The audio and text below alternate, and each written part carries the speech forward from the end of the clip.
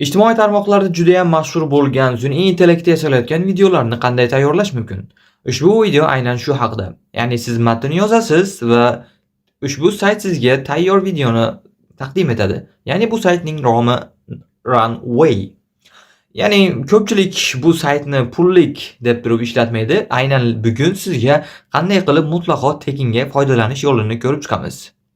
Ismim G'ayrat, siz sun'iy intellektlar YouTube kanalidasiz. Foydali ma'lumotlarni, foydali videolarni va trendlardan orqada qolmaslik uchun ushbu kanalga obuna bo'ling va video foydali bo'lsa, like bosishni unutmang. Demak, boshladik.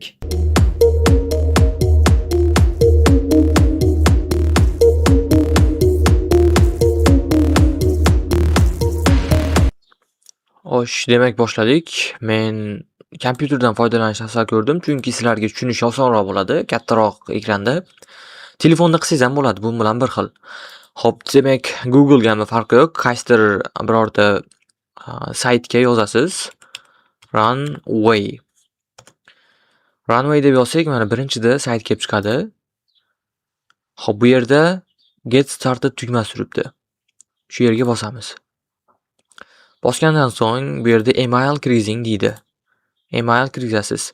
Bu yerda Google bilan kirsangiz osonroq bo'ladi. Kodlarni yozib yurishingiz shart bo'lmaydi. Albatta, sizda doim bu narsa turadi. Telefonda ham bo'ladi bu narsa. Google orqali kirish. Xo'p, bu yerga bosamiz. Videoda oxirrog'ida sizlarga qanday qilib boshqacharoq usulda kirib turib qayta foydalanishni ko'rib chiqamiz. Xo'p. Mana kirib ham oldik. Bu xuddi shunaqa holatda ko'rinadi sizlarda ham. Faqat men bunga oldin kirganman va bu yerda e'tibor bersanglar 100 kredit deb turibdi. Shu sizlarda 125 kredit deb turadi. Buni hozir video davomida nimaligini tushuntirib o'tib ketaman. Xo'p, buni vazifalari go to dashboard, mana dashboard bu yerga borsanglar, bu yerda o'zini vazifalari turibdi. Sizga kerak bo'ladigan qismi mana bu yer asosan. Generate video, generate image, generate audio. Ya'ni video tayyorlaysiz, rasm tayyorlaysiz va audio, ya'ni ovoz tayyorlaysiz. Runway'dan asosan ko'pchilik video tayyorlashga foydalanyapti. Shu sababli siz ham balki shu videoni ko'rayotgandirsiz. Generate videoni ustiga bosamiz. Hop, bosdik. Mana xuddi shu ko'rinish paydo bo'ladi sizda ham. Mana bu yerga select asset turibdi. Ya'ni xuddi shu yerga bossak, birorta rasm yoki video joylaysiz. Mana masalan men birorta video tanlasam, hop, buni tanladik deylik. Hop. Bu yerga e'tibor bering, 3-4 turibdi.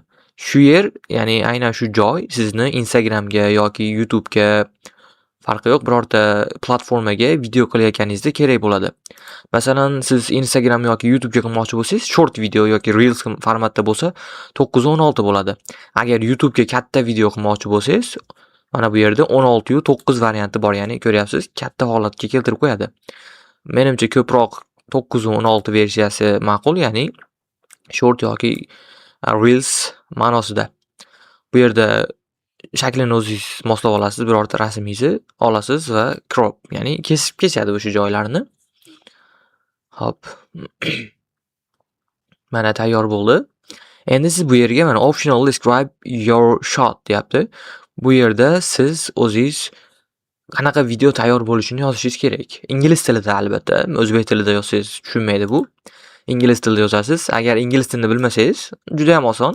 ChatGPT ga borasiz. ChatGPT ga hop yozasiz. Mana masalan, siz o'zingiz rasmingiz qanaqaligini ham tasvirlasangiz, u sizga aniqroq prompt yozib beradi.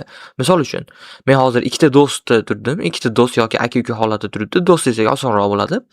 Masalan, hop, men Runway saytida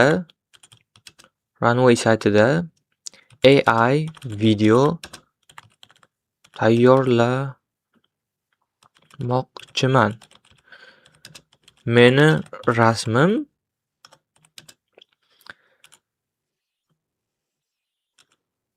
ikkita do'st va undan men. Endi bu yerda xuddi shunaqa holatda rasmni tasvirlab bo'lgandan keyin qanaqa video bo'lmoqchini yozishingiz kerak. Ikkita do'st va unda men, masalan, O'sha do'stlar ko'chadagi mushukka yordam berayotganini tasvirlamoqchiman.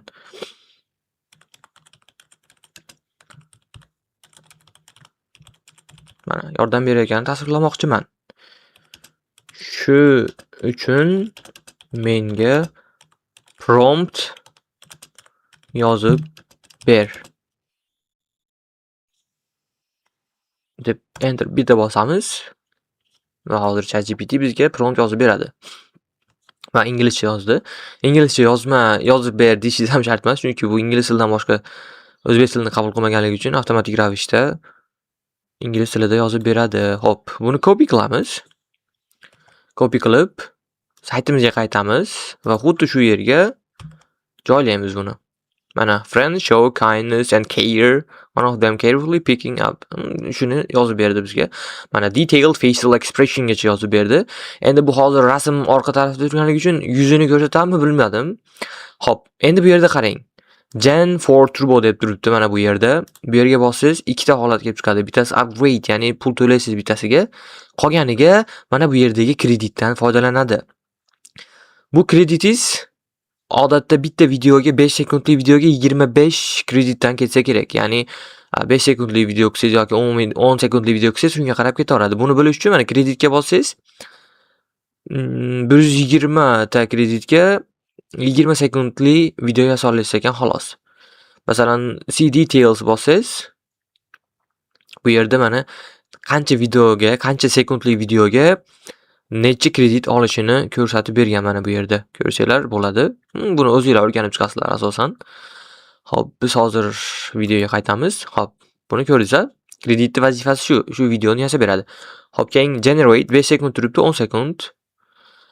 Mayda qilib tushuntiryapman. Agar bu qismlarni biladigan bo'lsangiz, o'tkazib ko'rganingiz yaxshi. Chunki men yangi kirgan saytdagi o'rganmoqchi bo'lganlar uchun detalgacha tushuntiryapman. Birorta fikringiz bo'lsa, tushunmagan joyingiz bo'lsa, kommentlarda yozib qoldirishingiz mumkin. Keyingi videolarda to'ldirib ketamiz, xudo xolasa. Hop, mana generate bosamiz.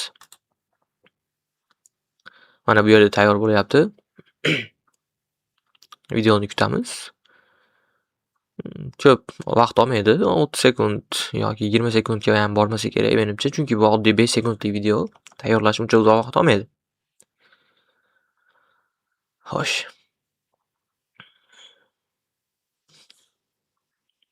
Hozir ko'ramiz qanday bo'lishini.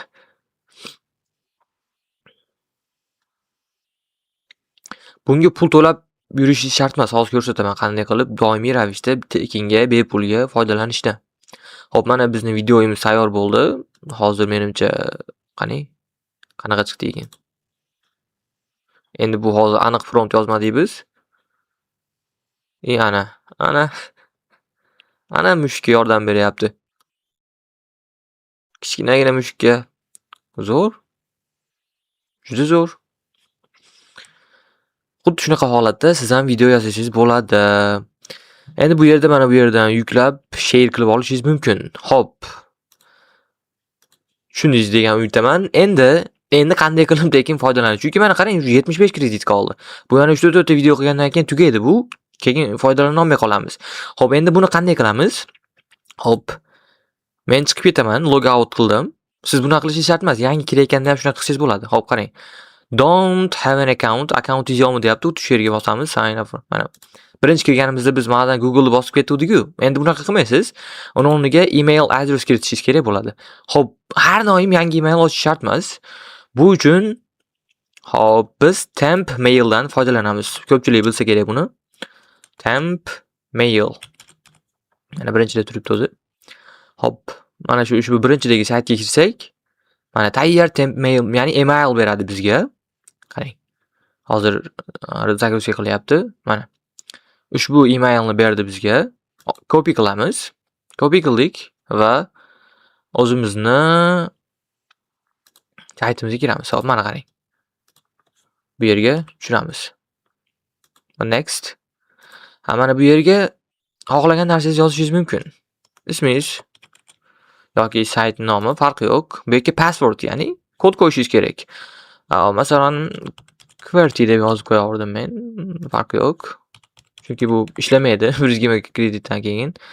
Ama too weak demoqchi bu yerda juda ham zaif. Ya'ni bir ikkita raqam qo'shib qo'ysangiz ham bo'ladi.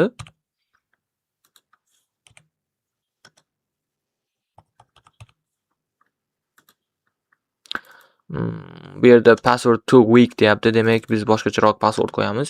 Farqi yo'q shekilli qanaqa qo'yishdi. Okay.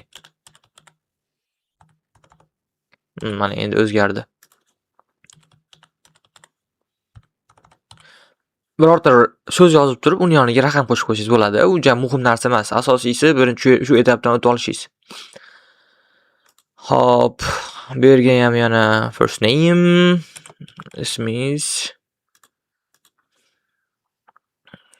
Farqi yo'q, saytning nomi yoki o'sha akkaunt nomi, bergan ismingizni deb qo'yaylik. Juda muhim narsalar emas. Mana create account bosamiz. Mana kod verification code deyapti. Ya'ni kod keladi deyapti. Bu yerga saytimizga qaytamiz.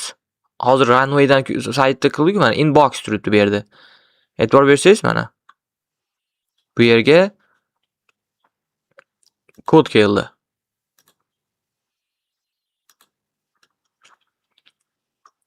Mana bu yerda kod turibdi, ko'rdingizlarmi?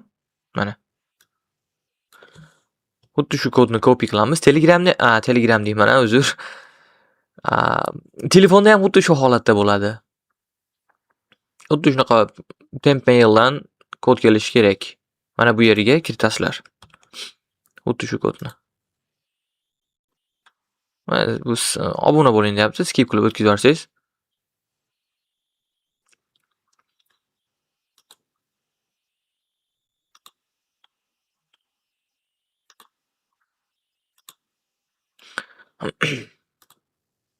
Bo'ldi mana. Akkaunt ochildi. Hop, mana hozir biz yozgan ismingiz. Endi bu yerga qarang mana. 125 kredit yana tayyor. Xuddi shunaqa holatda 125 ni ishlatib bo'ldingizmi? Yana bu yerdan logout qilasizda, hozirgi usulni yana takrorlaysiz. Yana o'sha temp mailga kirib turib email olasiz, mana bu yerdan email olasiz yana. Mana update qilsangiz boshqa email beradi, qarang. Hozir bo'ldi, men boshqa email beradi. Bir yo'li aniqroq tushuntirib ketay. Mana boshqa email berdi. Menimcha boshqa email bu.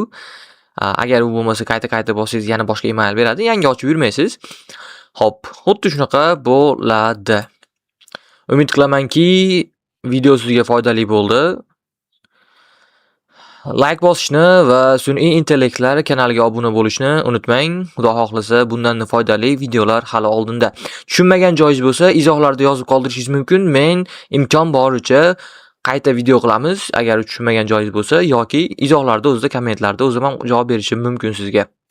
Xayr, salomat bo'ling.